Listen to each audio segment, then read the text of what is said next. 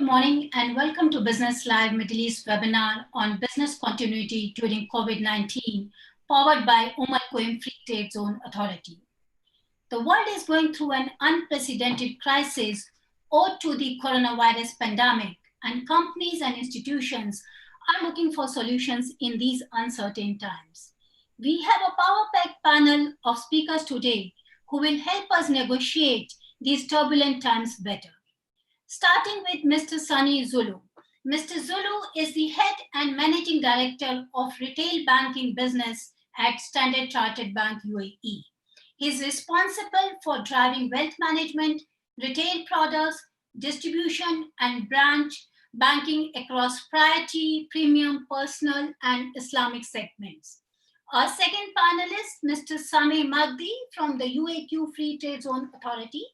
Mr. Sameh is currently a Senior Business Development Executive in UAQ Free Trade Zone Authority.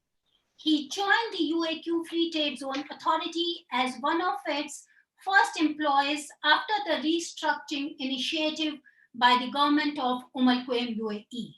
His experience in business development, along with his qualification in law, has been a key factor in assisting the growth of the free zone to its present status. Mr. Magdi is also involved in marketing as well as inviting foreign direct investments into the free zone from various parts of the world. Our third panelist, Mr. Shiraz Sethi, the Regional Managing Partner of DWF Middle East LLP and the co-head of the employment team. He handles the labor matter of the various free zones in UAE, including DIFC and ADGM. He is also ranked in chambers as someone who delivers advice in a simple, fast, and effective way and has been recognized in Legal 500. Mr. Sethi has authored the commentary of the DIFC employment law and was part of the executive committee which drafted the key legislative changes to the DIFC employment law. Ms. Natalie Jones, an experienced senior associate who joined Al-Tamimi & Company's employment in 2012. She advises clients throughout the UAE, onshore and in the free zones, concerning all aspects of UAE employment, law compliance from the onboarding process, day-to-day management of employees, advising on termination and post-termination issues. Thank you to our esteemed panelists for joining us today. Before I begin the discussion, I would like to inform all that the audience is free to pose questions during the webinar, which will be answered towards the end of the session. You can use the Q&A icon displayed on your screen to type in your questions or onto the Q&A dashboard. Kindly mention your name, designation, or whether you would like any specific speaker to address your question. Lastly, the audience also has the option to raise hand feature, an icon that appears below, and I'll come back to you during the webinar to take your questions. Let's get started. Ms. Jones will now provide us with guidance for employers in UAE during the COVID-19 crisis. Thank you for the introduction, Poonam, and good morning, everyone. As Poonam mentioned, I've been asked to set the scene this morning regarding the situation for employers in the UAE at the moment. And I think as most employers will be aware, and obviously employees are also aware at this point, there are and have been a number of resolutions that have been issued by the authorities, both in relation to movement and restrictions on movement generally to protect the public overall, and also specifically in relation to the employment of individuals in the UAE. So there is a lot of information out there, but I think the most important matter at this point relates to one particular resolution, which I'll come on to shortly. I think as a starting point, it's worth mentioning that most employers in the UAE, specifically outside of the DIFC and ADGM free zones, will already be familiar with the application of the UAE Labour Law. The Labour Law continues to apply in full. There is to date, there has been no change in the Labour Law insofar as the current global pandemic is concerned. So it's still very important to be conscious all the time of the provisions of the Labour Law.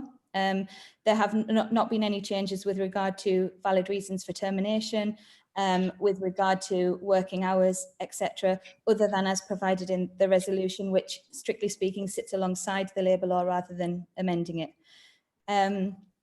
So in terms of the resolution that I mentioned, we're talking about Ministerial Resolution number 279 of 2020. That was issued to a lot of fanfare towards the end of March. It came into force on the 26th of March and is still in force as we speak. It sets out, it's quite a short resolution, but it sets out a number of measures which are intended to give guidance to employers in terms of how to deal with employment issues given the global pandemic. There will be discussions, I know, later in this session regarding particular issues around the resolution and how they should be dealt with by employers. But to give an overview, very broadly, the resolution introduces a number of concepts that to date have not been recognised in law by the UAE authorities.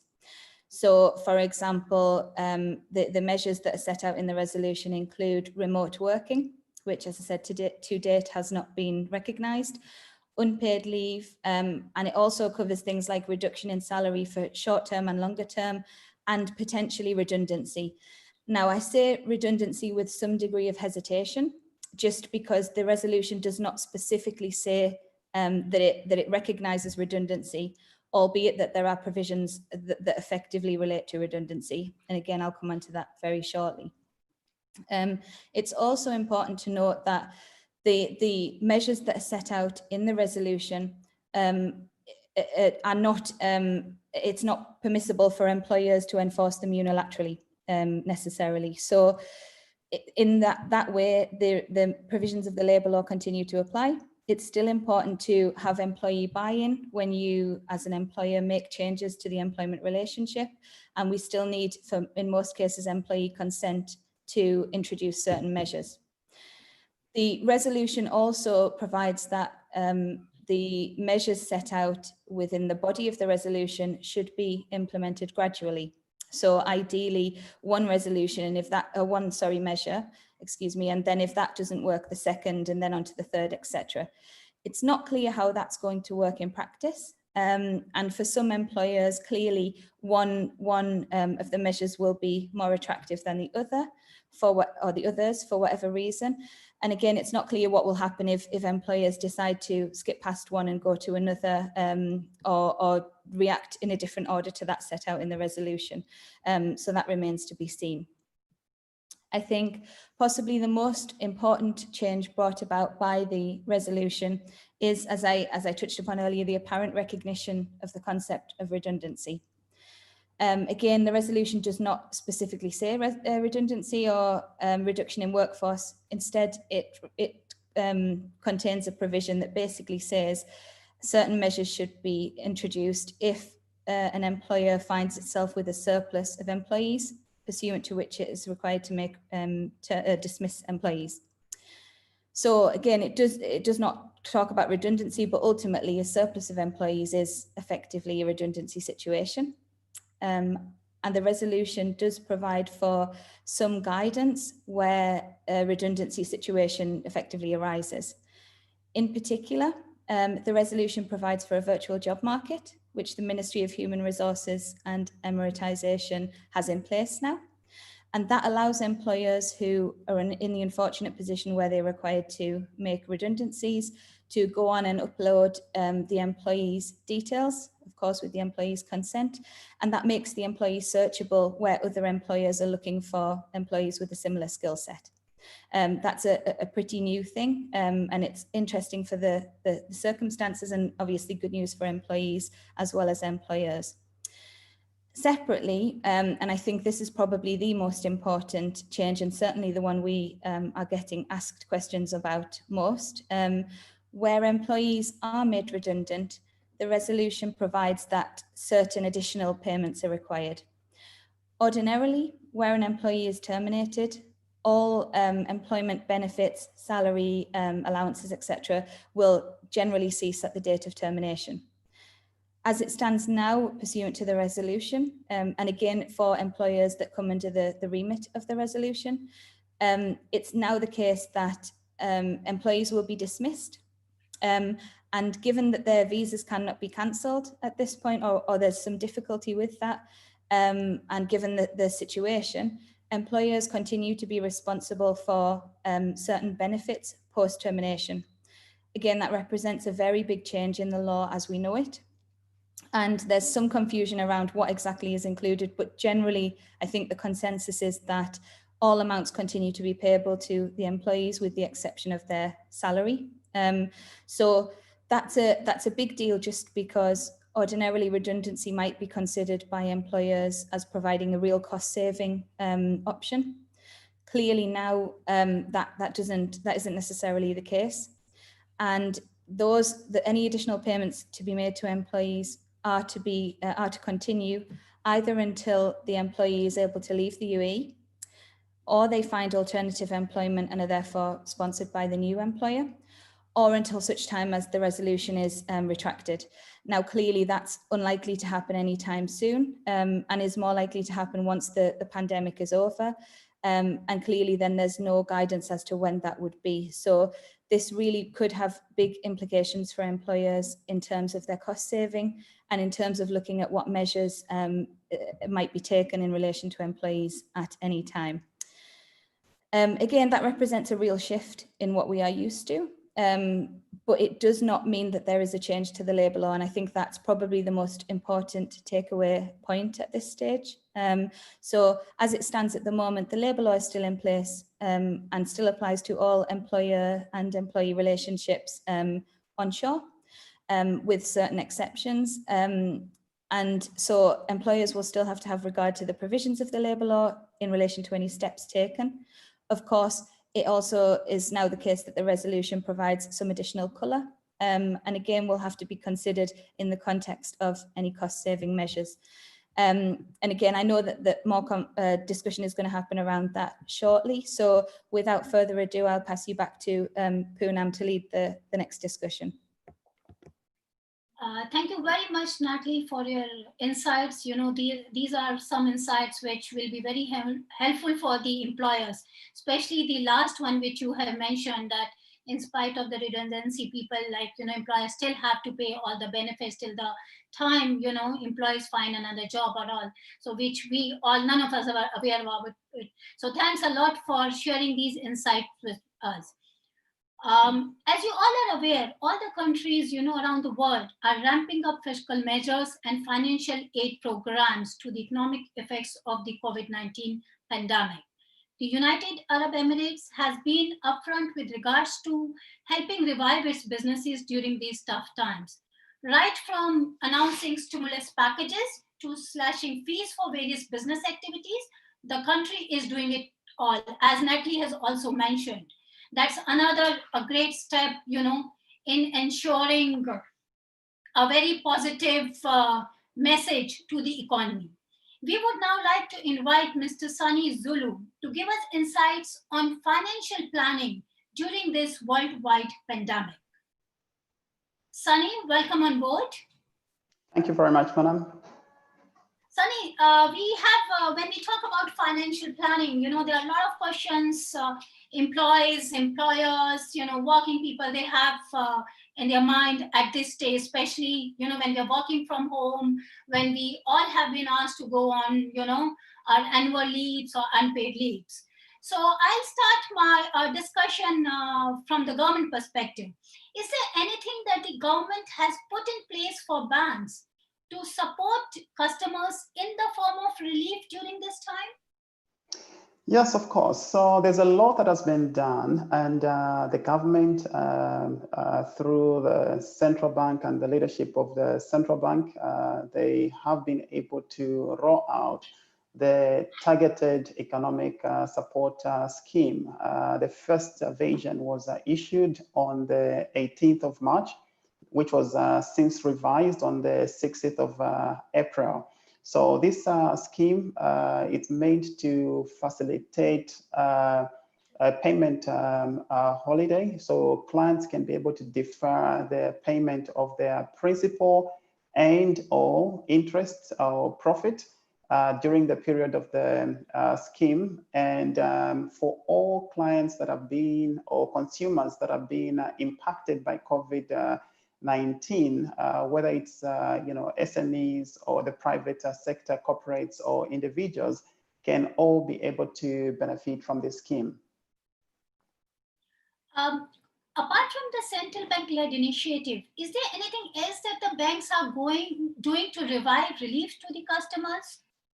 There's quite a lot that the banks have done. So all the banks, first of all, they've been able to, look at this initiative from the central bank and implementing that.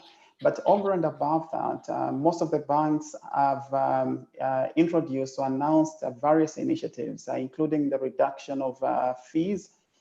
They have reduced even the markups, in some cases, zeroized the markups on FX rates.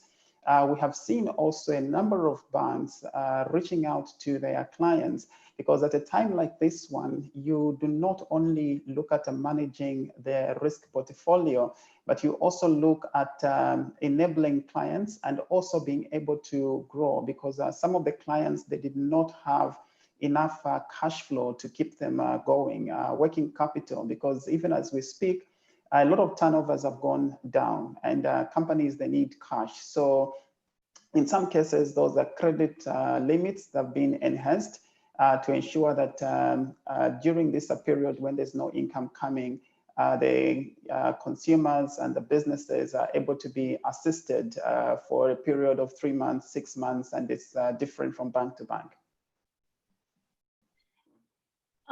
So in these times, when we see a lot of financial fluctuations across the world at this time, so what would you suggest? Is it good to invest, or is this the time to wait and see? Well, that's a very, very good question. So I would actually say it depends on which asset classes that the client is looking at, and also how diversified the current portfolios are. There are some assets that might be very, very attractive today. So as you know, we saw, the stock market, the equity market, coming down significantly, in some cases coming down over 30%. Now, if, that stock is available today, and you can be able to invest at 30%, down compared to where the normal trading price was, this would be a very good time to invest. But it also depends on, are you investing, for the long term, or are you looking for short-term gains? And if you're looking for the long term, definitely this is the right time to be able to go in. But it also, like I said, you look at the different asset classes.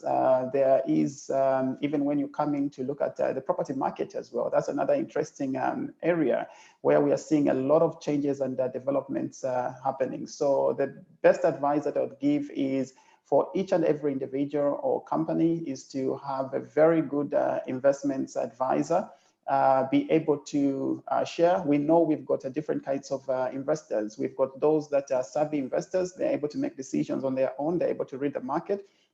And we've got also investors that will need to get a lot of advice from financial experts. And there are a lot of resources today that you can be able to tap in for advice. I agree with you, but there is a lot of, I would say, speculation. There's a lot of insecurities when we are talking about, with your 30% portfolio going down and all. And there have been, there are some billionaires who have suddenly become millionaires, from billionaire to millionaire. So that is also one of the biggest, worry. In such cases, how can individuals and businesses, protect themselves from such events in the future? Right. So, like you rightly said, right, these events, they will tend to happen, and experts have looked at the pattern, and in some cases, there are certain events that repeat themselves after 10 years, others after 30 years, after 50 years, and so on. I'm not so sure whether that pattern would continue in future. It might be broken. It might be a different pattern. But, having that foresight becomes very, very important, and for every individual and every business to be able to prepare ourselves. And there are various ways of doing that. One of them that is always available is insurance. We know that even during this time, there are some companies that, businesses that insure themselves against such pandemics. And today they're able to claim on that. There's, a lot of option, even when it comes to, insuring yourself against redundancy, against, a pay cut. And there's so many various options out there. It's very, very important to focus on that. But it also, about how you have diversified your portfolio, because if you put all your eggs, in one basket, then there's a very big risk there that when you have an incident like this one, and it so happens that that particular asset is highly impacted, then you have got very few options. So having a diversified portfolio is very, very, very, very important. And we continue to emphasize on that. And even if you are a very savvy investor, and your risk profile, allows you to invest in, high risk, high return assets, it's also very important to put some of your investment in the low risk, low returns. And having that diversified portfolio becomes very, very healthy. But also, it's very important to look at, how you have built your business continuity plans, because these kind of events will happen.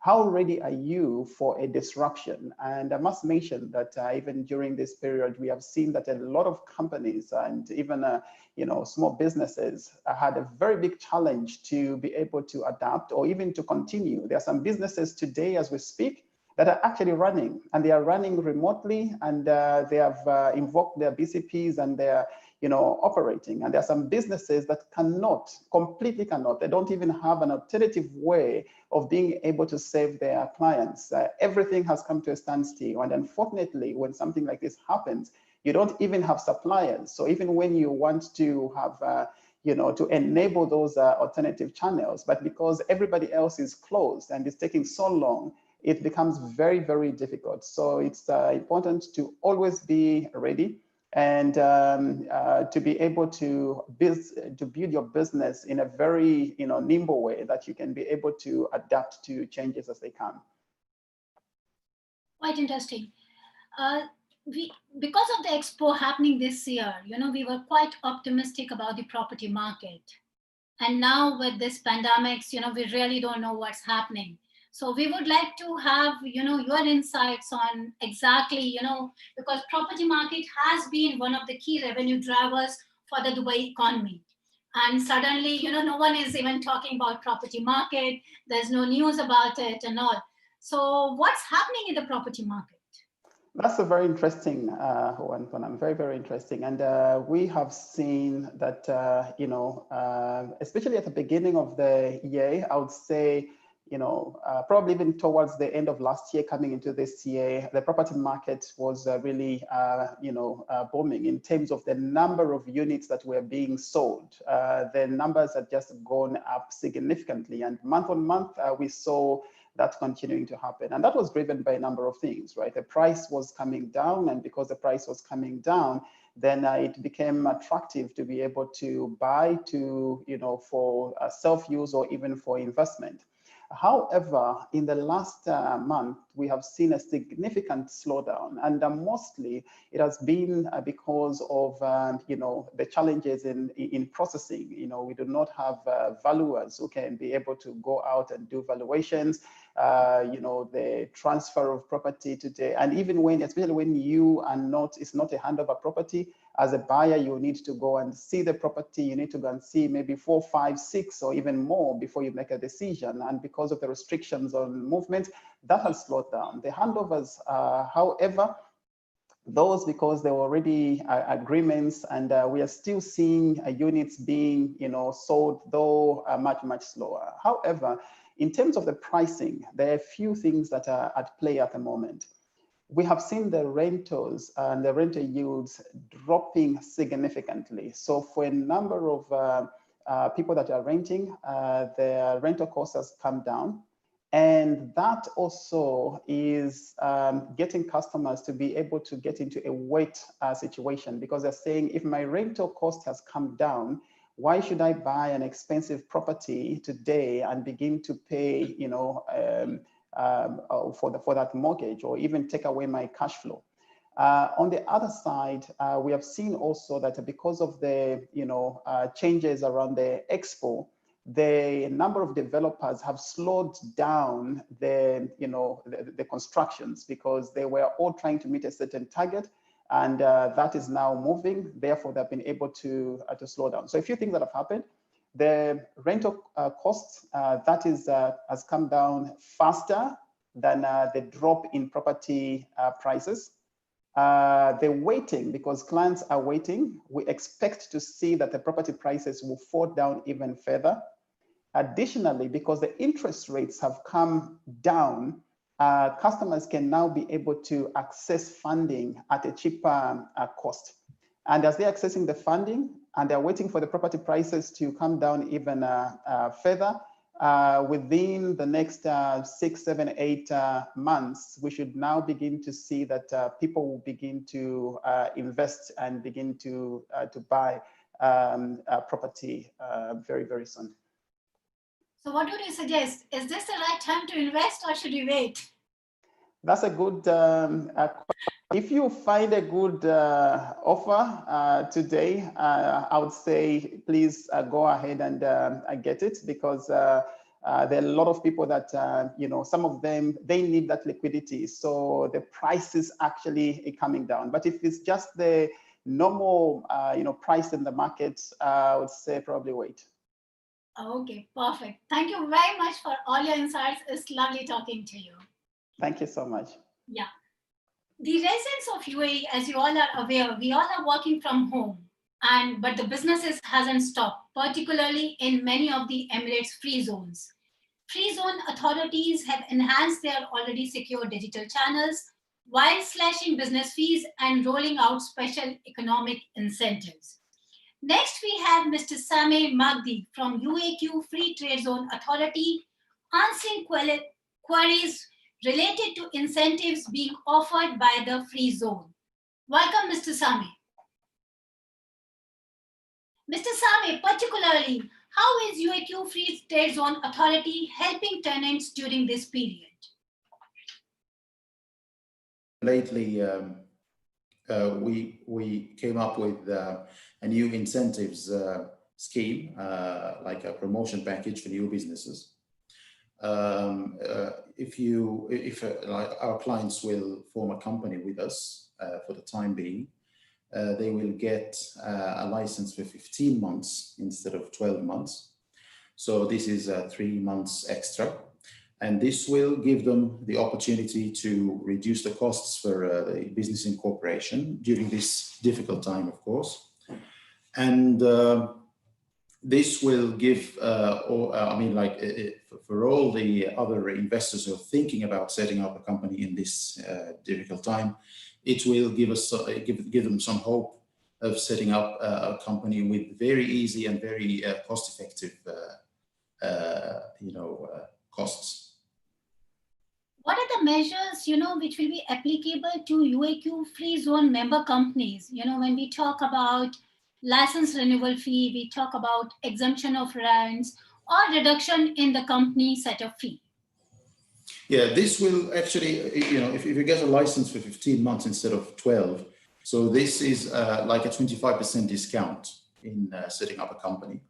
And of course, you'll get a lease if the client will, of course, he will have a business center unit package with the license or a warehouse or a plot of land. So this will give him like 25% discount too.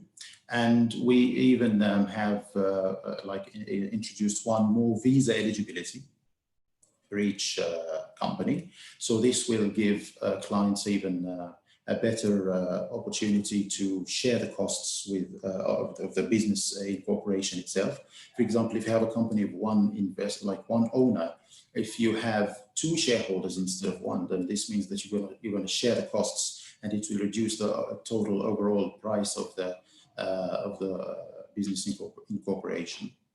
For renewals, now if any company that ever have a license renewal delay fines, then we can waive off these fines in the time being, just to help them start again. And this will even give a boost to their business targets. Interesting. Another thing was, will UAQ Free Trade Zone Authority, postpone rent payments as announced by some of the government authorities in the UAE? Well, giving 3 months extra, this means that this will have its own effect on the term of the license itself. So again, as I told you, 25% reduction gives a great help for investors and clients who would like to set up a company with us. And hopefully this will help, of course, during this time, and we're very optimistic about this in the near future. Interesting. What about we have certain questions which has come online. What about the companies who have already registered in the month of January and they have a full year to go for? So are you offering any compensation or any discounts to those companies who have already registered? Well, we first of all, we don't have any deposits or guarantees. We don't ask clients, for any deposits or guarantees, unlike some other, of course. Well, especially in this period, you have to be, extend our helping hand to investors. And but for the time being, it's your question was for giving renewals. No, my question was there will be a lot of companies who would have already, licensed, or who would have already renewed their licenses, will these companies also be given this benefit, because you are giving these stimulus packages for the companies who have the renewal in March or April or going forward? Yeah. But what about the companies who have already registered in the month of January or December? How about them? They will, first of all, this one visa eligibility will be helpful for them. But, as you know, they already registered the company. So when they renew the company, if they're absolutely free to renew the company before the 14th of July.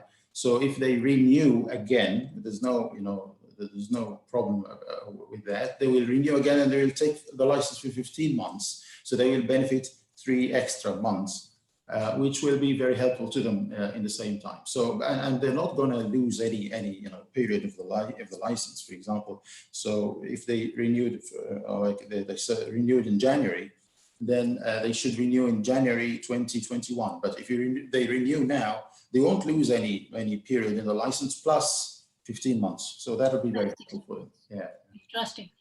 Lastly, UAQ Free Zone had just announced the new business support plan, So could you highlight some of the key benefits of this support plan? How is this gonna happen?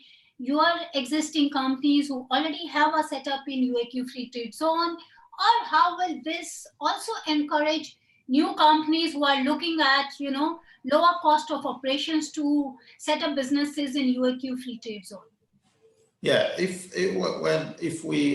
now we introduced the incentives plan for, as I told you before, 15 months license instead of 12, and 1 more visa eligibility for all license packages. So we believe that this will be giving a huge support for our clients, existing and new clients, in setting up their business during these turbulent times. And we're very optimistic. This situation won't last. Things will get back to normal as soon as possible, and we're seeing good traffic from inquiries and clients who would like to set up their companies in the UAQ Free Zone, given the incentives we offer right now. And we've been always actually very supportive in promoting and helping SMEs in starting their business with us. So we are very optimistic in this new business support plan, and we hope that the situation will improve as soon as possible. Sure. For the new business support plan, are you also collaborating with banks, as you rightly mentioned, SMEs? So a lot of SMEs, are you also, tying up with any of the banks to give them guidance to set up the businesses or, assist them in the initial setup? Well, our clients are free to set up, to open a bank account with any bank in the UAE. Each bank has its own, of course, like KYC and all requirements. We have contacts with, prominent banks in the UAE, and we try to help our clients open a bank account as soon. Well, opening a bank account is not a problem, at all, but each bank has its own requirements, of course. So we give assistance in, we don't guarantee opening a bank account for any client, but the thing is that we give assistance in opening the bank account as soon as possible, so the business can get up and running as fast as we can. Thank you very much, Ms. Magdi. We have a lot of questions, for you, which we will come back to you towards the end of this session. Okay. As we all are aware that Ministry of Human Resources and Emiratization has announced the amended UAE Labour Laws. We have Mr. Shiraz Shetty here, who will provide us further insight into these labour laws, which are affected by the coronavirus situation. Shiraz, welcome on board. I am quite aware that there are a lot of attendees who are looking forward to hear from you. So, does the new ministerial resolution number 279/2020 issued by the Ministry of Human Resources and Emiratization apply to other free zones? Yeah, good morning, good afternoon, good evening, everyone. And thank you, Poonam, for having me on this morning here in the UAE. A very interesting question, because that is something that we get asked a lot by a number of our clients. I think first and foremost is to really go back to what Natalie had said initially, which is basically the fact that the UAE Labour Law, which is the federal law number 8 of 1980 here in the UAE, still very much applies. And these resolutions that are regularly sort of put out by the ministerial by the Ministry of Human Resources and Emiratization are seen as a guidance or a support to the UAE Labour Law. So I think in relation to your question specifically, this resolution 279 of 2020 has been issued by the Ministry of Human Resources and Emiratization, and as such is applicable to all onshore and mainland entities registered with the ministry. So therefore, on a strict interpretation of that, the new resolution does not apply to the free zones. However, in practice, we do see that most free zones do adopt ministerial resolutions from time to time, aside from the DIFC and the ADGM. And for our clients, especially, it is good practice to do so, especially where matters would end up in a dispute and before the labour courts. So it's very important to ensure that you are following the guidance or have, in essence, some form of guidance within your particular free zones.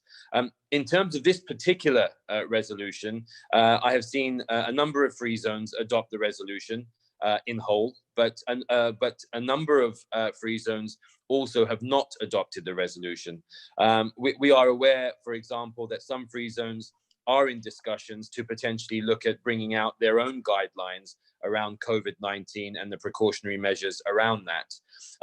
I do a lot of work in the DIFC, and I'm aware that there is a process underway for releasing a presidential directive in relation to COVID-19 measures within that particular free zone. So I think in answer to your question, it really depends which free zone you are in.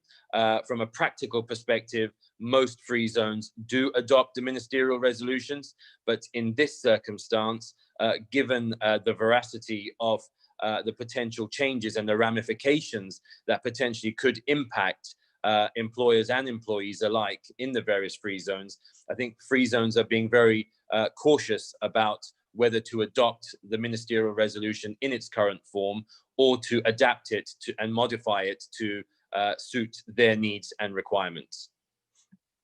Thank you. Another key concern for us is, can leave without pay be enforced by employers, and for how long? Should employers ask for written communication to document these same? Look, that's a very good question, and again, something that is on the top of our agenda when speaking to our clients. I think the best advice I can give you in terms of for employers and employees alike is to ensure that a consultation takes place. Sort of taking any kind of steps without any kind of consent is always going to cause some issue or problems later down the line. So the key word here is consultation. If you're an employer, speak to your employees, understand what the issues are, explain to them what concerns you have in relation to the current pandemic, and explain what hardships or difficulties the company may be going through prior to taking any steps. I'm going to focus predominantly on, obviously, the ministerial resolution which has come out.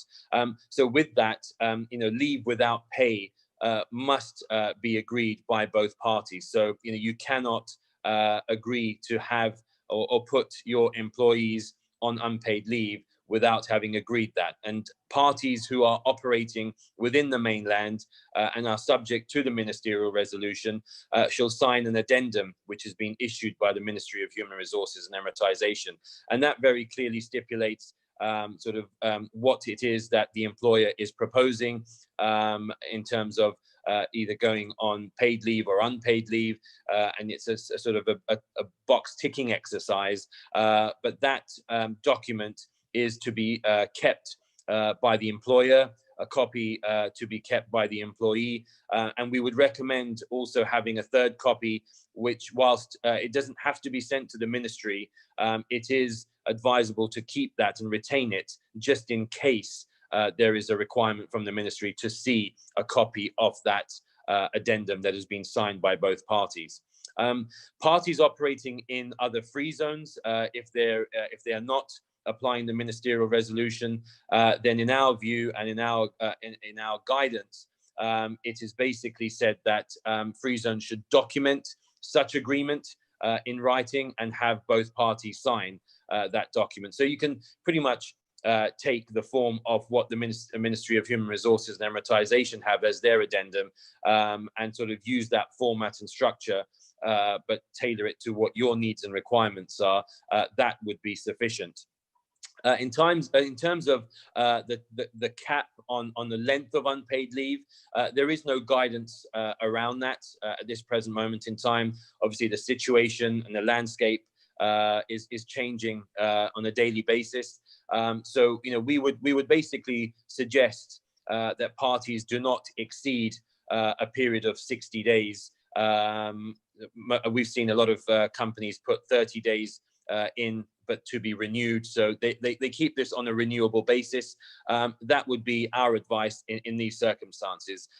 You need to be in a position where you can bring that to an end, so you can terminate that agreement if the pandemic concludes earlier than expected. But given what we're seeing in the news and the reports, and given the lockdown in the UAE, which is also on a renewable basis, our view would be that you have an agreement with your employees to confirm a period, whatever that you may determine, but it be on a renewable basis. Interesting. In the case of, a temporary salary reduction, this is a very big question which is coming to a lot of minds, because there are a lot of employees who have been working with, organizations for 15 years, 17 years, 20 years, So the key question is, will gratuity be affected? Should employees stress on signing the temporary contract? How will that impact their, final payoffs and all? It's a very simple point here, and I go back again to Natalie's point that the UAE Labour Law is the benchmark, and that is what we should be placing reliance upon. From an end of service gratuity perspective, what you've got to remember is the UAE Labour Law is very clear that it is payable on your final basic salary. So with that in mind, if you are having a temporary salary reduction, so let me give you an example. An individual at the start of this year was on 10,000 dirhams a month, basic salary. During the COVID-19 measures, he or she has been asked to reduce their salary to, let's say, 5,000 dirhams basic salary a month. But then after the COVID-19 pandemic, let's say in July, August of this year, it goes back up to 10,000. That period of where there was a discrepancy within the basic salary should not be impacted, because let's say then the employee is terminated in January 2021 and they are back up to 10,000 dirhams. It is on the 10,000 dirham salary, basic salary, that their end of service gratuity will be calculated. So for all intents and purposes, even in a temporary salary reduction period, your end of service gratuity should not be impacted whatsoever. However, it is our recommendation that if you are signing some sort of an agreement with your employer with regards to the temporary salary reduction, we could add a simple clause which says that your end of service gratuity should not be impacted under any circumstances given the COVID-19 measures. Interesting. One very pertinent question which is, asked by a lot of people, in an email conversation to us. Can employers dismiss employees because of redundancy without compensation being paid during COVID-19? Yeah, it's a question we get asked a lot, Poonam. And again, I do refer back to Natalie, who covered this in her introduction. Look, redundancy is not a cause under Article 120 of the Labour Law to terminate an employment of an employee. So therefore, in the strict letter of the law, redundancy is not a valid termination ground. However, compensation shall be paid in those circumstances, except where the employer can prove to the court that they were experiencing financial difficulties which led to the redundancy. And in our view, those sorts of situations are basically where the company cannot operate any longer, has got such financial difficulties that it potentially may have to close down its operations. These are circumstances which the courts would look at in terms of a valid redundancy. So in terms of COVID-19, that even as at this present moment in time has not been declared a valid termination ground. And as such, if the employer can prove to the court that they are experiencing financial difficulties resulting from COVID-19, which leads ultimately to an employee's redundancy, then the court may not grant compensation. But from our perspective, given what the UAE Labour Law says and given the guidance that we currently have, our view is that a redundancy would still be treated as per the UAE Labour Law, which is that it's not a valid termination ground. Interesting. Thank you very much, Shiraz, for these insights. I'm pretty sure, a lot of our queries have been answered by you. We will now move on to the Q&A session. So let me just, because we have got a lot of questions which have been asked. We have Matthew Daria, who is the business editor, Delhi Asset, Abuja, Nigeria. He is asking us, given the increasing spread of the COVID-19 in the UAE and the measures being taken by the authority to curb the spread, when do you think will be appropriate for business to reopen?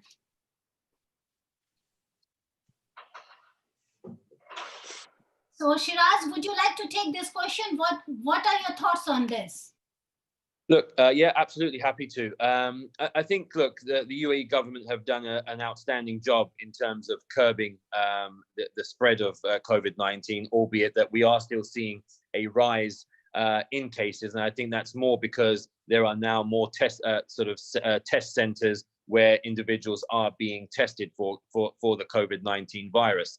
I think in terms of businesses, look, you have the vital sectors which are still operating, albeit that they need to ensure that they have a letter from their company, stating that they are a vital sector and that they have almost such like a permit, although it's not a permit, and also that they carry their labor card with them. So the vital sectors haven't been impacted as much. In terms of other businesses within the UAE, look, most people, as far as I'm concerned, having spoken to a lot of our clients on a daily basis, are continuing business as usual. However, it's working from home, which is the new norm now. So from our perspective, companies are still, sort of benefiting from sort of business activity. There is still activity that is happening, not only in the UAE, but more globally as well. Deals are still being done.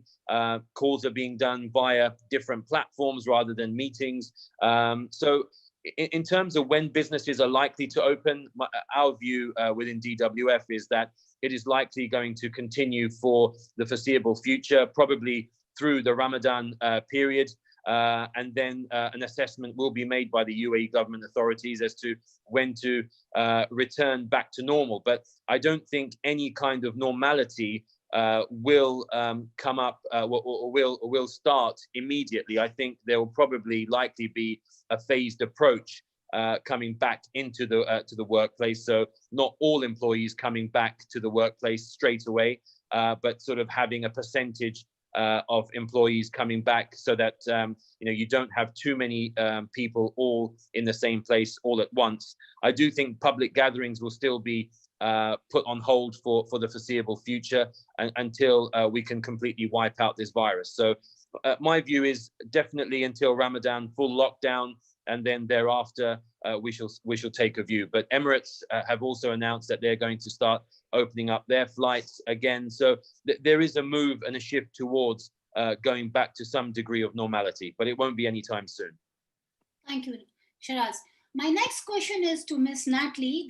We have Osama Omari, who is asking us this question.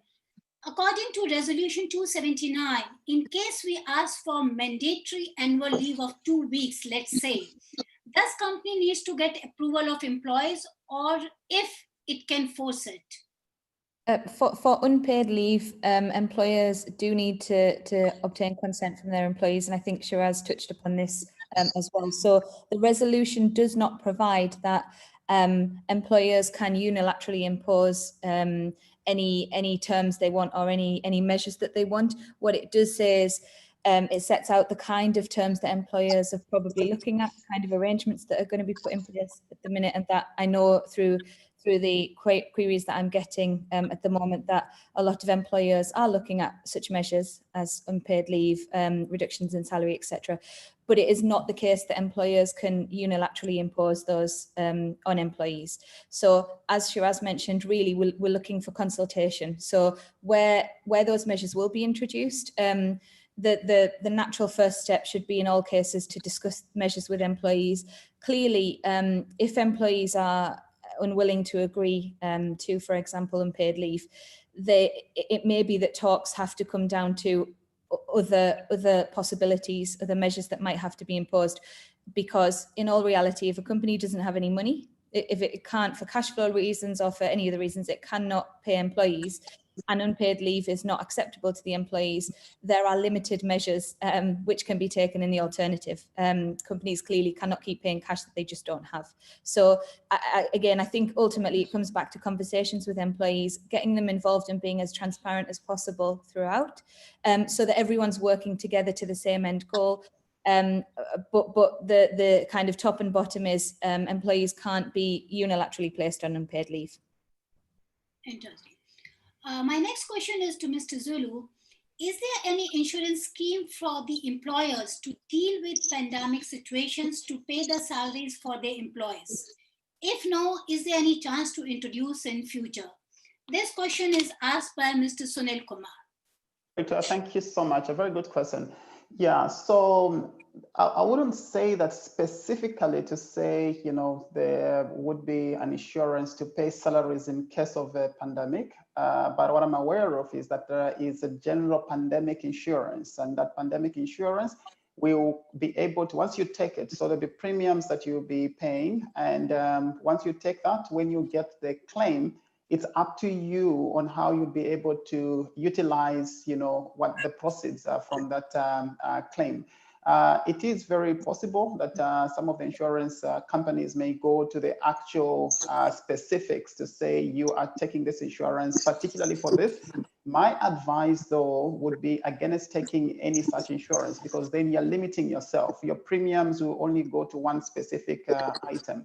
But if you take a general pandemic insurance, then you are well covered, because anything else that you will be facing during that period, you'll be able to use the claim from the insurance company. Thank you. My next question is for Mr. Sameh. Sameh, we have Sean Gunawardene here, and his question is, by when will the free zones update these amendments? What about the visa expiry situation? Will the same law apply to the free zones, which is announced by the government for the mainland companies?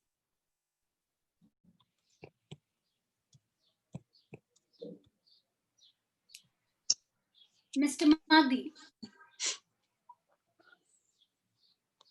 Hello? Hi, can you hear me? Yeah, I can hear you now. Yeah. Yes. Okay, so I said that all visa regulations and new changes in visas will be applicable, of course, to free zones here, even here in the UAQ free zone, and because it goes back to the federal authority for nationalization and identity and citizenship. So all visa changes will be applicable to free zones as well. Okay. What about the fees for the new company setups?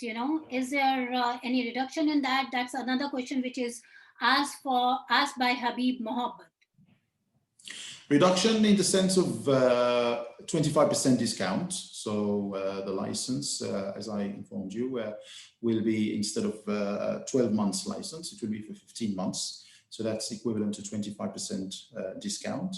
And the one visa eligibility, for example, if it's a license package with one visa eligibility, that will be for 2 with the same cost. So that will be, it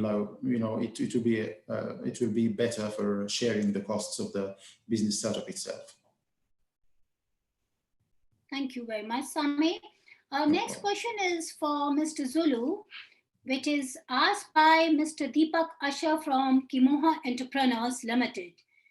He says that we have seen some of the customers who are in retail business who are delaying the payment, even though we assume their business is sale against cash, credit cards. Is there any measure from the government to force the businesses to pay on time to their vendors? If need be, they can approach their banks to borrow more, if it is justified, but pay their vendors on time. Well, great. Another very good question, right? I would say that that would be obviously different case by case. So let me, refer back to the TESS, the scheme that I mentioned earlier, the targeted economic support scheme. One of the requirements in that scheme, as an example, says that, the consumers must be able to, or the customers, because it includes the corporates and the SMEs, must be able to provide some, evidence or documents on how they've been impacted by COVID-19 for them to benefit from the scheme. Now, one of the challenges, obviously, is that people have been impacted differently, and it becomes, a challenge for you to go to the customer and say, give me evidence of how you've been impacted. In some cases, for people who, for example, have lost their jobs, or they have either been put on unpaid leave or salary cut, that one is easy to prove. But for businesses, it becomes difficult, because in some cases, they still, if you look at the bank statements, they were still getting payments and the cash flow from the previous business that they did in the previous months. Now, going forward, they will not be getting those inflows anymore.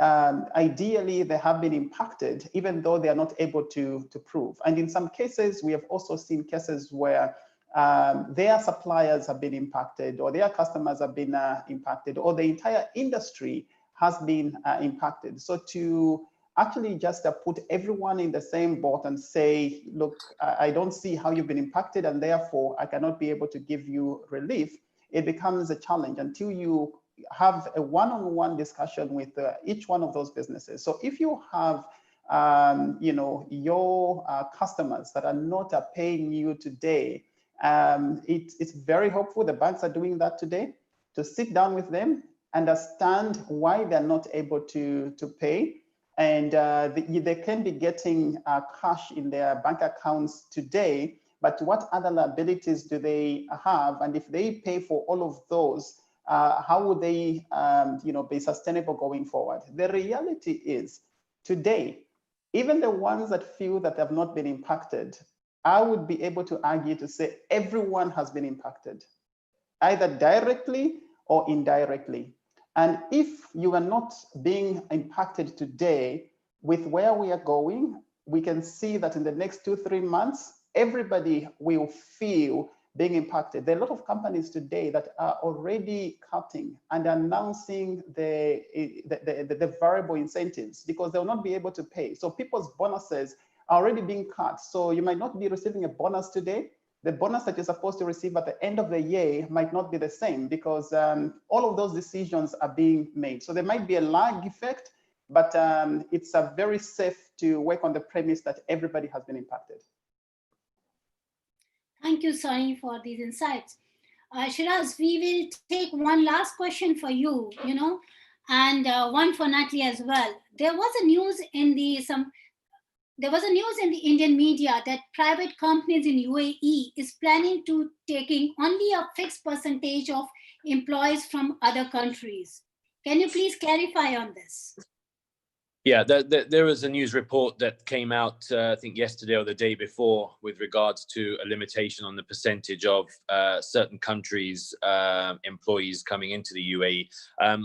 As far as I'm aware, we've not got any further clarification on this point in terms of who those companies, who those sort of countries or territories or jurisdictions are at this stage. We are looking to find out, and we will put a circular out. But at this stage, as far as I'm aware, there haven't been any countries listed or provided for, so cannot give you any further information on that.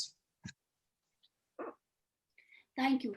Natalie, one question to you, and this was a question rather I was waiting all through from a lot of people. In case there is a the employee doesn't want to sign the agreement for the unpaid leave or for going on leave without pay. So how can we tackle such a situation? Yeah, it's a tricky one, and it's a good question. It's one that is coming up a lot. And I think there's very few options that are ideal, of course, because if a company, as I mentioned earlier, if a company has no cash flow, cannot continue to pay employees, of course, they realistically, unpaid leave is probably the only option, save termination of employment, unfortunately. So I think, again, it goes back to what I was saying before in the context of unpaid leave, which is all about consultation. Ultimately, if employees are presented with clear information that goes to, the business cannot sustain your employment or paid employment for the time being, we do see this matter resolving, or we do see things changing going forward. And it's very clear, open communication like that, often you can get employee buy-in because they understand what's going on. But ultimately, it's a commercial decision. If employers refuse to cooperate and you can't get the unpaid leave through legitimately, it's a question of whether to proceed in any event. Clearly not a compliant approach and therefore not advisable, but it is an option, or the alternative is looking at other measures, such as, for example, termination of employment. Again, just to be clear, that's not a valid reason for dismissal. I know Shiraz touched upon earlier the valid reasons for dismissal. It would not be a valid reason for dismissal to rely on the employee's refusal to cooperate with unpaid leave, of course. But again, it goes back to, if there's no money and the employees can't be paid, unfortunately, it's a question of which option to take. And again, it's a commercial decision for the company, having regard to matters such as how quickly they see things turning around for them. Is this going to be a long-term thing or not? Are employees or the employees who are refusing to cooperate, are they people that are going to be needed quickly when the current circumstances turn? If so, obviously, you might be more lenient and more, you might try to address matters more with those employees than perhaps others who you could potentially or would potentially impact the business less. But again, ultimately, it's a commercial decision. And I should touch upon, I saw in the comments that the question we talked about earlier, there was a question relating to paid leave. And I think we talked about it on the basis that it was unpaid. Just to be clear, if we're talking about paid absence, the Labour Law does give employers the right to determine annual leave in no more than 2 periods. So the resolution does refer to leave, but in terms of getting employee consent, we're talking about unpaid leave. When we are talking about putting employees on paid leave, the employer does have the right to dictate the days. But again, I think on a practical point, employees and employers should be discussing those matters from a personnel management perspective. Clearly, it's better to have a happy workforce. And so if you can get employee buy-in even for paid leave, then it's worth doing that. I agree with you. You know, this is a matter where, you know, all of us have to be very, very considerate about each other's needs, whether it is employers, employees, you know, or the external vendors or suppliers. So we have still a lot of questions, but we are running short of time. So I thank you very much, Natalie, Mr. Zulu, Mr. Magdi, and Mr. Sethi for your competent insights. I'm sure it has been of great value to all of us. We will be having the second edition of the same webinar on the different topics on April 21st. And probably, you know, we will be able to take more questions during the second edition. Our special gratitude to Al Quwain Free Trade Zone for powering today's webinar, and big thanks to all the attendees for sparing time and joining us today for today's webcast. I hope in these pandemic time, you all keep safe and healthy during these challenging times. We all are here for each other, and thank you very much for joining us today. Thank you very much. Thank you, Siraj. Thank you, Sunny. Thank you. Thank you very much. And thank you, Nat. Thank you. Thank you Thanks, very everyone. much.